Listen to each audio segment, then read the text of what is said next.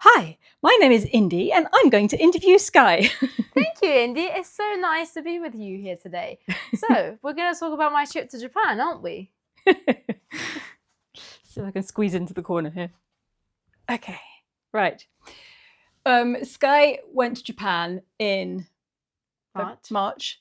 February, March. The end of February, yeah. For 33 days. It's a long trip.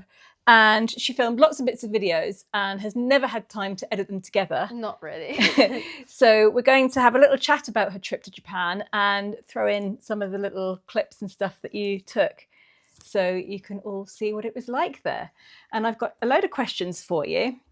So first of all, why did you choose to go to Japan? I know you've been really interested in the country for ages, but what was it that inspired you to actually go there in the end?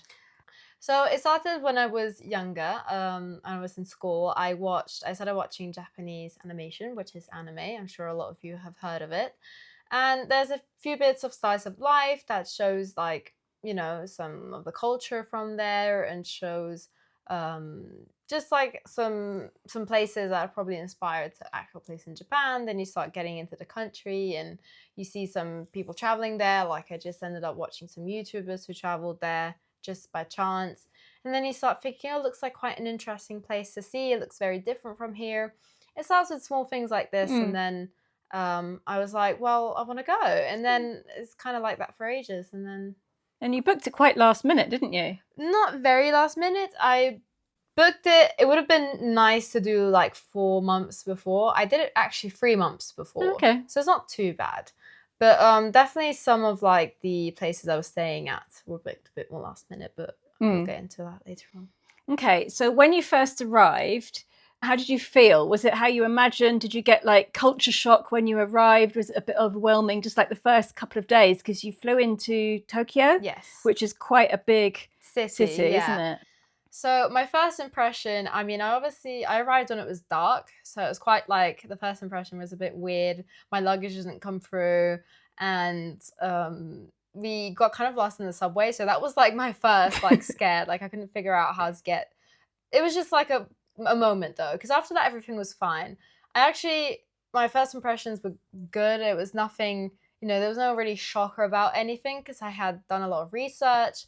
I kind of knew a lot of things. I tried to figure out how to use the subway. Like I was fine after that. And even though it's a big city, Tokyo, there's some places that are crowded, but it never felt like it was too much because people there are like quite, quiet and they're very well mannered and it was fine. So I don't know, it's just quite relaxing because also I was waking up really early in the morning and going out when there wasn't as many people around. Was there a single wow moment in the whole trip, something that you'll never forget, like anything that really sticks in your mind? Or there are lots of them?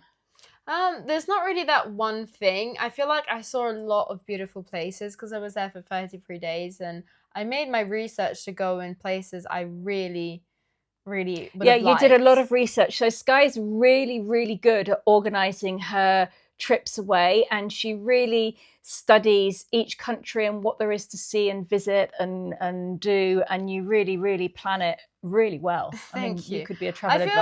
I feel like I'd love to travel advice. That sounds fun, but I feel like I'm just very good at knowing what I like when it gets to traveling, and that's the thing that helps me out. Like I know what I like. I know what kind of things I'd want to see. Like I'm not a big nightlife person at all. I know I like a lot of nature. I like, some history, but I'm not like this massive history. Actually, I am quite interested in a lot of things. But like, I'm more like walking around, finding stuff, going to places I like to eat. And yeah, just like pretty views is like a big thing for me. And that pretty views takes you to a lot of places or just like exploring random things.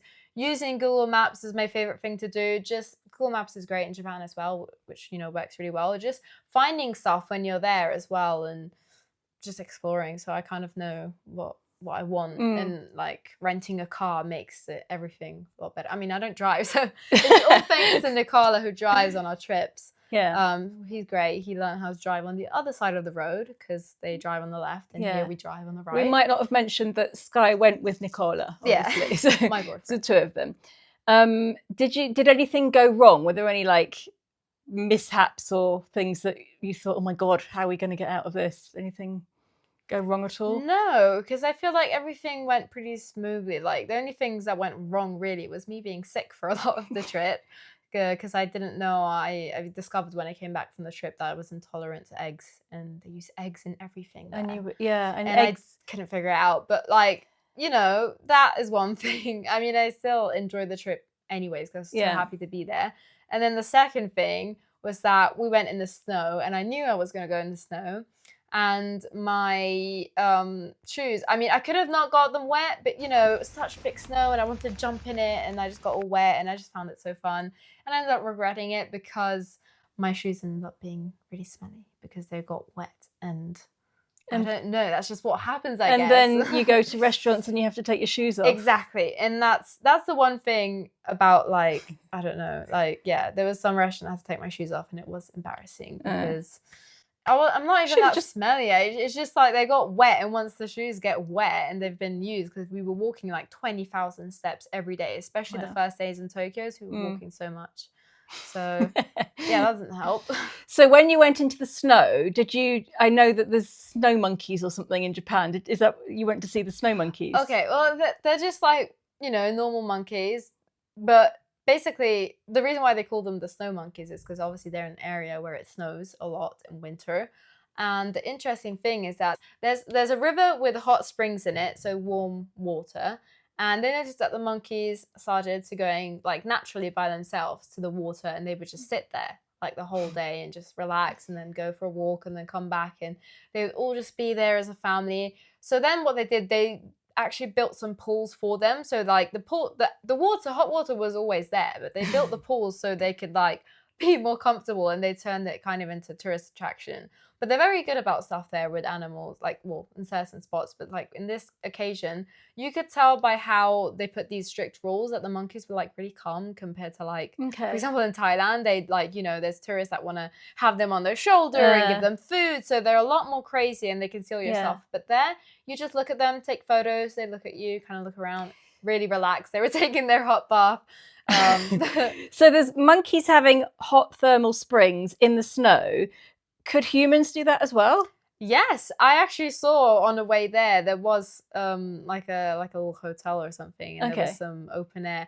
I really wanted to go to a hot spring in the snow, but I actually didn't end up doing that because I think it was just, we weren't able to rent a car. All the cars were out. So yeah, that was the one mistake we did. We didn't organize the car for that area of the trip, but so what other little excursions and things did you do? You obviously went to Tokyo, and you obviously went to the famous crossing, and you went to see the monkeys in the snow. Did you see Mount Fuji? So yeah, Mount Fuji is a hard one to see. If it's only visible certain days of the year. Like it's not visible every day. There's like, I don't know. Is that because of smog or just bad weather? It's because of clouds, because it's very, very tall, and if it's cloudy, it can easily just attract clouds that gets kind of stuck on it, if you get what I mean.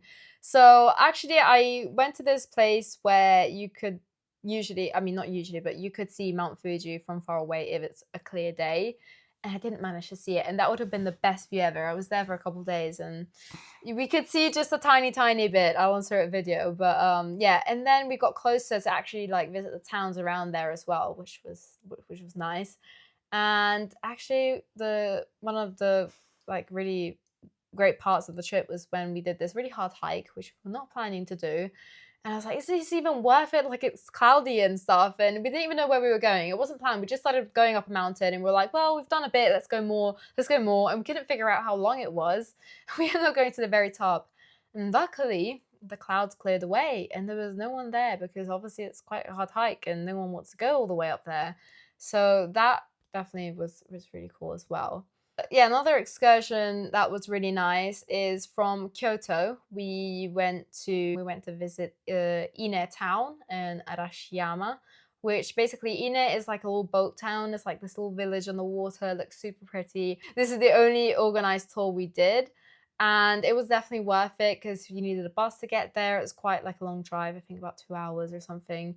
And then we just got to walk around this beautiful town. The water was an amazing color. And then Arashiyama has got this like famous piece of land that looks like a flying dragon in the water, and you have to hang upside down to see it. And there was like an amusement park at the top of this mountain, and it was quite an interesting place. That was definitely one of the best days as well. Okay. For sure. So how was Kyoto compared to Tokyo? Is it much smaller? So yeah. I mean, Tokyo is massive. Like, it's so big. We spent like, I think probably 10 days in total or more. In Tokyo? Yeah. Did you? Well, we did a week at the start and then another few days at the end when we had to take the plane back. And there was just so much to see. It was just like never ends. Kyoto, there's a lot to see as well. I think I still did like 6 or 7 days there as well. Okay. And it was very different. It's much less more of like big city vibes. It doesn't have like the big skyscrapers and all of that. It's more like a really pretty city, like very smaller, like more cute. And there was a lot of nature. It's got the mountains all around. It was so beautiful, and it was so sunny and nice when I was there. Great weather, blue sky. I don't know. It's just I think I'd like Kyoto. I think I'd like that. It sounds really nice. Sounds like the sort of place I'd like to go to. What about food? So you had a few problems with eggs, which are in everything there. So what was the best thing that you ate? I mean, probably things with eggs in it, because I didn't know eggs were bad for me. So I just eat like anything because I just couldn't figure out. But just even like a simple rice dish with some fish on the side and miso soup. I mean, just even that is great. Sushi was nice. I didn't eat it that often. You said to me that everything they do, whether they do pizzas or bread or pastries or whatever, everything they did it really, really well. So yes, they did. So like I tried once. I went to this tiny little cafe thing, and it wasn't a train station. Train stations, by the way, sometimes they're a bit like a shopping mall because they've got like a lot of cafes, restaurants. Like, I found this vegan ramen place, which was amazing. And it wasn't just tourists there. You would think, it's quite touristy. It's not, because it's actually the people who, in like, for example, in Tokyo, in the big cities, they'd finish work and then just have a quick meal before going home. And you would just see these men in suit walking in by themselves, eating the ramen. Even if it was like a cute little shop, it looks even girly sometimes. You just see these work people walking in and having their dinner and then going away. And I don't know, it was just, ow. But yeah, I mean, we went to this little cafe that has some like French style pastries and stuff, and they were so good. I had like the best pain au chocolat I ever had. And the fun thing is that I actually went on the way back. We stopped in Paris for a layover, and I got a pain au chocolat there. And it was not good. Not as good as the one. It's not good. And the one in the train station in Japan was amazing, and everything they do is just good. They do everything perfectly. Yeah, like if they're gonna do something, they're gonna try and do it well. Yeah. Obviously not everywhere. I'm sure there's like bad restaurants, but it's like you can kind of tell. Yeah. Oh, sounds really nice. Makes me hungry. Was there something about Japanese daily life that you'd love to bring home? Well, you did in a way, didn't you? What did you buy as soon as you got back home? I bought a rice cooker to make rice, yeah, and I bought a kilo of sushi rice, which when I was in Japan, I love it so much. I don't like it as much here though, because I feel like they just do it better. They just do it better. Yeah. Everything I ate there, like vegetables and fish, it's just like a lot of ingredients you really can't get here, so you're kind of like stuck. Yeah. Also, talking about food, I really loved onigiris, so like the triangle pieces of rice with the stuffed inside, usually like with salmon or fish or something. And not the ones you buy in the 7-Elevens, which are very popular there, by the way. But the ones you actually buy from like a little restaurant, and I ate them warm and not. And what about Nicola driving there? They drive on the same side as England, don't they? Yes. So it was the opposite side for him. Is that his first time? No, it was his first time. Was it? Yeah, okay. It was first time driving on the left side of the road. And how did he find it? He was fine. Yeah? Like, it was quite easy for him, I think, because we were in the place we rented the car in is the Izu Peninsula, which, by the way, was my favorite part of the trip, and also the base of Mount Fuji. So like the different towns there, Fuji Yoshida and other places. Yeah, there's a lot of traffic lights there. So instead of like having to do like the whole roundabout or crossroads thing, you just got traffic lights and they're just easy for you. You just stop and then you go. And people drive well there, not like here where they're everyone's very calm. I mean, some people definitely do drive over the speed limit. I think Okay. there's like a certain amount where actually you can. I don't know. I can't remember really well. Okay. I'll have to ask him. But yeah, But it was much easy. more ordered and much more calm than it is here. For sure, yeah. I mean, people there are very respectful of the rules in general. Yeah. Did you pick up any Japanese phrases? I know you were learning a bit before you went. So did you use any of your little phrases that you used? Not really. I mostly ended up using the usual arigato gozaimasu, which is thank you, ohayo gozaimasu, which is hello, or just simply konnichiwa, which is just hi. They're quite long for such little words, aren't they? I know. They're quite long. What I like to say is before eating is itadakimasu, which is, before you have a meal. It's like let's enjoy our meal. Okay. Like but yeah, I mean, there are certain things that I could hear something say and I understand like one word, but very random, nothing useful. Nothing useful? No, for example, like we were in a line and we were in a line for going to a chairlift and there was this girl and she went, oh, samui. I'm like, oh, it means she's cold. But, it's not useful, but it's just nice. You can kind of understand. Did you have any problems? Did everyone speak English or? No. No? No. People, I mean, I'm sure they study it in school, but most people do not speak English and will not understand English. But I feel like it was fine. I feel like, I don't know, we didn't need it. Like when we were at restaurants and stuff, we'd just kind of point at the menu and then they'd just say yes. And I know what yes and no is. I think you need mostly a bit of Japanese when you're at the convenience store, because that's where you end up going a lot. If you don't know, Japan's very big on convenience stores. So the 7-Elevens I was talking about before. I know they're in the States as well. They're originally a States kind of thing, but they became even more popular in Japan and they sell all sorts of stuff. And yeah, they ask you stuff like, you want this heated up, which I can't say it, but if they say it, I understand it. It sounds a bit like sounds a bit like that. So like I'm like, do you want it heated up? And you can say hi or daijoubu desu. Daijoubu desu is like I'm okay. So instead of saying no, because no sounds a bit rude when you're in Japan, so you just say daijoubu desu. Then they'll ask you stuff like, I don't know, do you want a straw or like, do you want a bag? And I kind of learned when they say that, like I've learned what it means and how to answer. So that was the most that I really learned. If you and me went to Japan together, what would you want to show me? I mean, I kind of want to show you everything. I did. I feel like you would enjoy all of it. Like if it was just one place, I don't know. I feel like everyone should see Tokyo because it's just, you get that experience that you've never had before. Like as much as I, planned and, heard about it, heard other people talking about it. And before my trip, people would always be like, I met people who'd been there and be like, oh, it's a whole nother world. I'm like, yeah, everyone says that. Like, I wonder what it means though. When you're there, you know what it means. It's kind of like, at least for me, I know everyone's different, but I could just, when I was there, it definitely was that different experience, especially early in the morning, catching like the train very early in the morning, rush hour. That's crazy experience. So, why? But yeah, because people are very quiet. Everyone knows where they're going. They walk fast, and for us, it's hard to kind of figure out exactly where we're going. So you don't want to be in the way. So either you move to the side, or you know where you're going, and you're walking fast, quiet. You don't speak. A lot of people have fluffy bottom. A lot of people have like face masks on. It's like half and half. You don't have to have it on, but maybe it's nicer to have it on because I don't know. Really, it's like half and half. It's very odd as well. Interesting.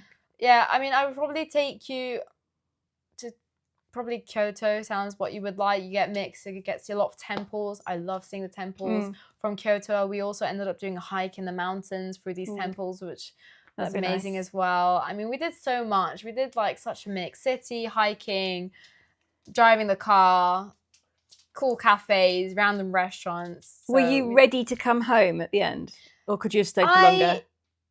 I was ready to come home because it'd been a long time and I was super satisfied. And for what I'd organized on my trips, I was satisfied like of every place.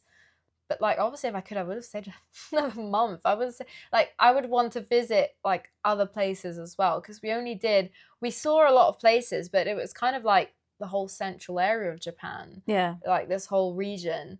And there's so much else I want to see. So okay. Are you going to go back this winter, or are you going somewhere else? Not this winter. This winter I'm thinking of doing a warm destination, because I'd love to go to to Japan in summer, but their summer is our summer, so I can't really go because of work. So I want to go somewhere warm. So I was thinking maybe somewhere in South Central America. We'll see. Just to change continent, you know. But I'll definitely want to go back. Like even next year, I'm ready. I'm ready to go back, and I want to go in November this time instead of March. So maybe autumn. See the autumn leaves. Okay. Last question. Did you see the cherry blossoms? Yes, I did. I didn't see it in like the proper full bloom in any spot, but I saw in different places. I'd see like random trees. Like there's a lot of different types of cherry blossoms. Some might not even be cherry blossoms, but they're like just trees with flowers, and they look amazing as well. There's like bright pink, there's the white ones, there's the pinkish ones that a lot of people. But yeah, especially when I was leaving Tokyo, we went and there was this park which was full of these trees. They were white, not pink, which I was kind of confused about because I thought they were mostly pink.